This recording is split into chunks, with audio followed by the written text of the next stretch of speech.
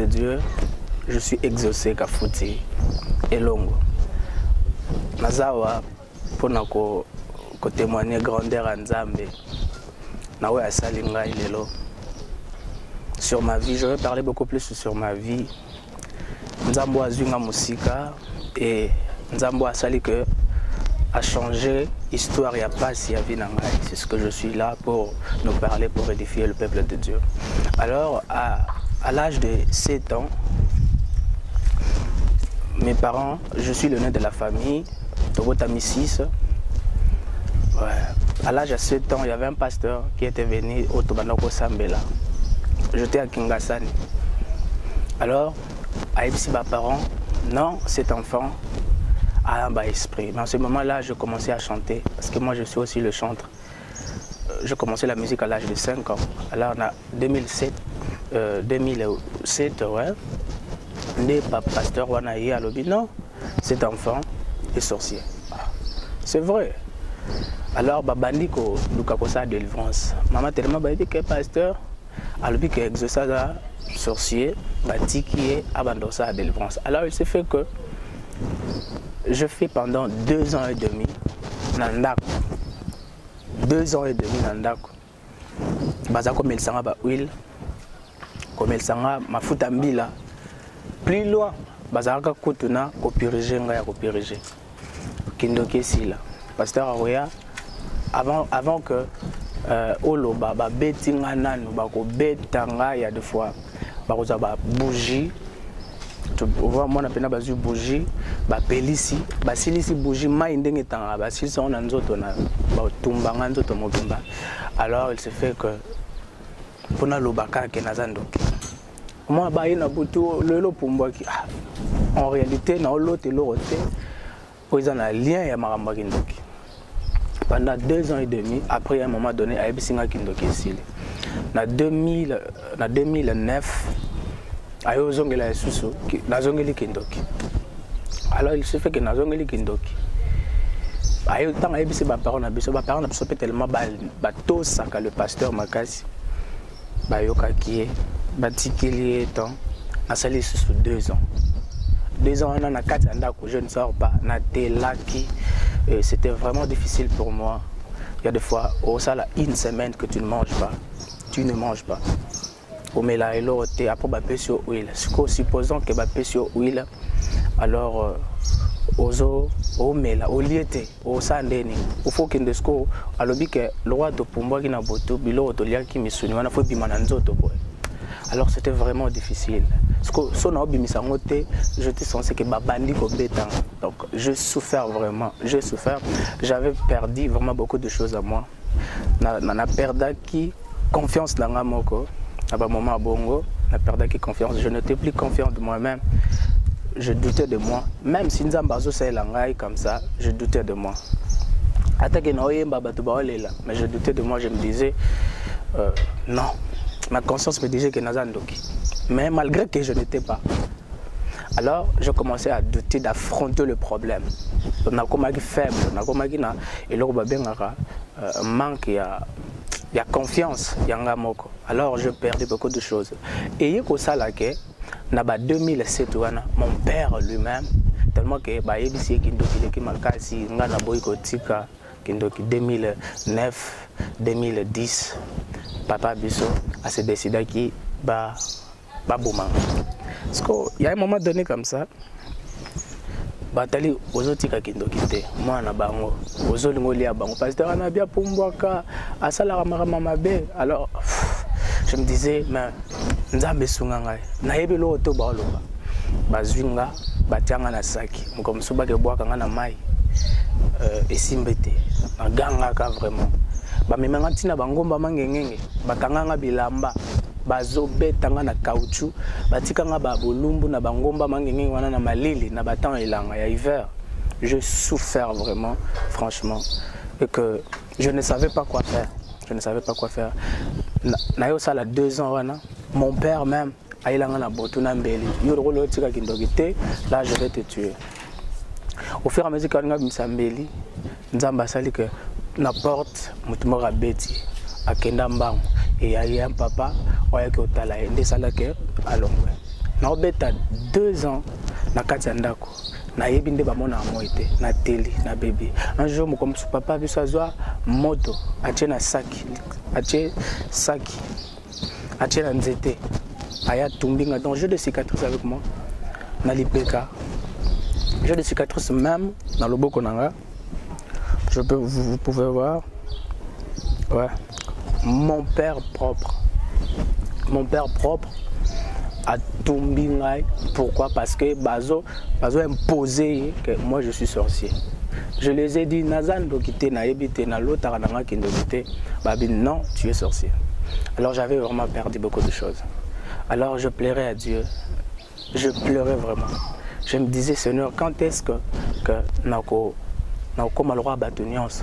Quand est-ce que narosa libre? Je n'étais pas libre. Alors en 2017 et au ça que en 2010 batikinga babi kindoki sili lisusu et continuer na zongi normal na otanga na banda otanga kaya okata so tangi mo na donner okati ce qu'on a komaki kobanga soka le pasteur ayena ndako na biso je n'étais pas vraiment à l'aise so na moni baolo bela likambo kindoki je me souvenais de moi so na moni baolo bela makambo kindoki je me souvenais de moi je n'étais pas ata pasteur opesinga prophétie que nzamba yebi je doutais que nzamba yebinga pourquoi même ata na yembi batu ba kwei je n'étais pas confiant de moi-même parce que je me disais et l'homme n'a pensé que Naza sorcier.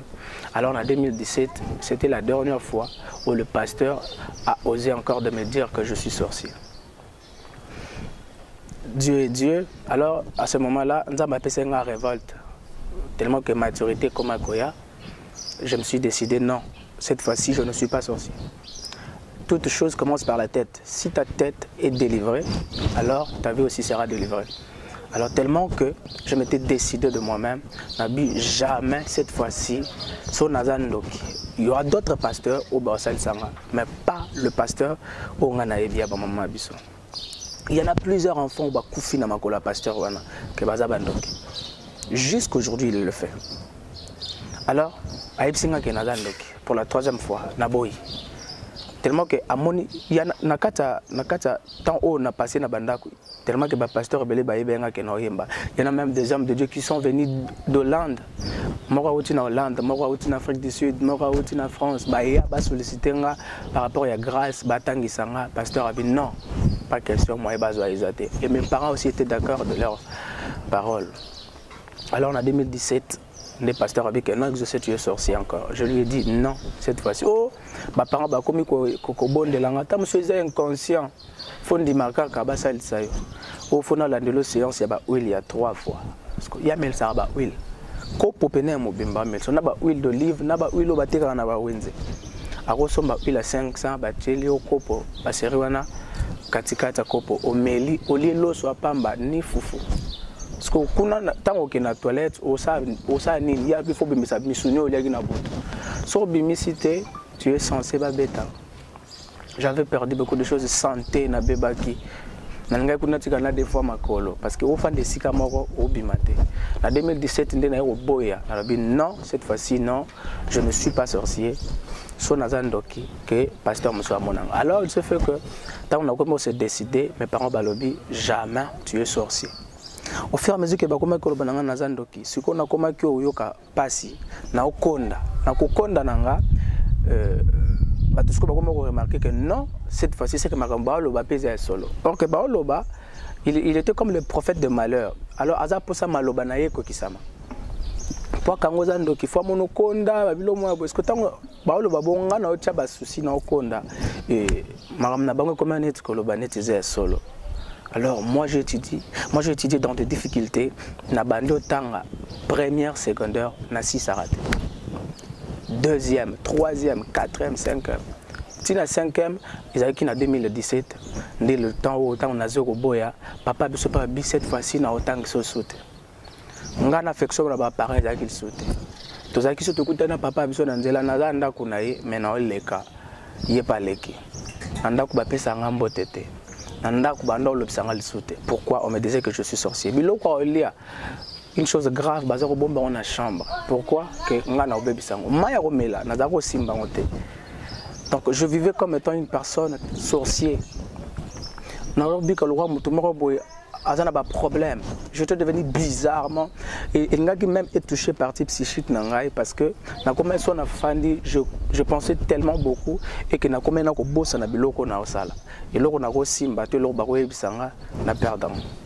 alors parce que je voyais que c'était vraiment exact. Mais or que ce n'était pas exact. Nous avons en 2018. n'a s'est décidé carrément que mes parents m'ont dit non, tu es sorcier, tu es vraiment sorcier. Papa bio soko meki a tourné nazo bomayo, nga na tu le poison kufa. Tellement que nzamba et ma pasteur Mobayaki, le pasteur Josué, l'autre que je salue encore. Il est aussi le fils de maman Alpha, notre visionnaire de l'église de la Flamme. Alors il se fait que tant que le pasteur Ayoki Makamnanga a rebêté la maman Alpha. Maman Alpha Yokango, tu n'es pas sorcier. Tu n'es pas sorcier. Le pasteur a joué dans la grâce, dans la étoile. Tant que tu as eu courage, c'était une seule parole que Oayebisanga et Pesanga Makasi. Non, Nazoge pas besoin de décider. Le jour où on a Lokola, on s'est décidé Koboya Kozandoki. Pasteur Nabiso Salisayo, alors tu dois aller. Tu dois sortir. Je me souviens encore, na prince, na une place sur la late. Je pleurais, na sac nanga, na bilamba mi balé. Parce que moi, à l'époque, bando son bilamba bilambate. Tellement que ça mon andoki. Bon bang so baso melo bilamba tan ba kangol so ndoki. Donc bilamba obeba parce que so ba kainga ndoki nyonso yanga baza ko tumba. So bando teka e mbongo ba pesi pasteur. Donc on était comme ça, on souffrait, on souffrait. On était que parmi des familles au qui chaque année, presque 2 ans, après 3 ans, après une année, et puis mingi banda aux alangai. Donc on a qui reconnu dans 4 églises Mobimbaké, moi le sorcier. Alors tant on a longo babenganinga na yé pour faire la permanence. J'ai souffert pendant 2 ou 3 ans. Nzambe osalake na 5e Maman Alpha, notre visionneur. C'est une maman que j'aime. J'ai aimé soutenir moi. À Tangi 5e année, à Tangi 6e année, j'ai décroché mon diplôme malgré des difficultés. Mes parents bazalate, mes parents babibisika nazalate, basundolanga. Alors je vécu avec le Dieu qui soutient. Alors il y a des moments que on dit batubako tikayo, mais si réellement qu'on a nzambe wana tika mutute. Alors ce Dieu là azakinanga, le Dieu de ma destinée. Alors dans on a yé maman tangi singa, j'ai décroché mon diplôme d'état. Allez nzamba yo fongole langa ba porte na musique. Aujourd'hui, je commence à chanter avec le frère Michel Bakenda. Je monte dans des podiums. Aujourd'hui, je suis libre. Alors j'aimerais te dire aussi, toi moto ba kangandoki, toi moto bazolo banayo, que oza s'occuper na mili momabe. La seule chose que bazo jouer na psychologie nayo. Alors si tu concentres toi à Dieu, c'est le Dieu qui connaît. Elle a battu mususu nzamba kotana na bango pe nzamba délivrer bango na kendoki. Pasteur a tchela eloko côté. Place à Zala, nzambe ye mo akotana na ye. Alors j'aimerais te dire, sois libéré na molimo na yo. Libère-toi dans ma canisse. Alors c'est par là que les choses commencent. Si tu es libre dans ma canisse, tout va changer. Tu n'es pas sorcier. Nzamboa alorotarabato. Nzamboa sauvarabato. Je prie à Dieu que le Dieu vous protège. Aujourd'hui, je suis serviteur dans l'église La Flamme. Alors maintenant que les pambolio le long nazo pambola église il n'est parce que j'allais même mourir. Bakana combien de fois babomanga, bakana combien de fois ba empoisonner mes parents propres baki pa kutungate ba yebiko tende moi nazalara, mais je suis le né de la famille, un seul garçon de la famille, mais aujourd'hui nzamba lola azo sunganga. Et puis le parent on a décroché des plans parce qu'il savait que tous en la place tout kendate baloba que famille mobimba ya biso o baboti papa baza bandoki ya maman baza bandoki. Alors tous en la place tout kendate, donc tous en la famille restreinte na biso o tous papa maman et les enfants on vivait que comme ça. Alors tant babengani na ba que je suis phaseur, mais nzamba lola nzambe ya alpha et long alokotingai. Et ce Dieu-là, j'espère que Aotikaote, même dans des moments difficiles. Et puis nous avons des parents surtout bazo lobelabana na bino ke babandoki. Avant toutefois d'accepter, si vous-même vous avez un Nzambe, demande à Dieu que Nzambe l'accepte biso identité à moi en abisso. Et Dieu va vous le montrer et vous saurez si l'enfant est sorcier ou pas. Que Dieu vous bénisse.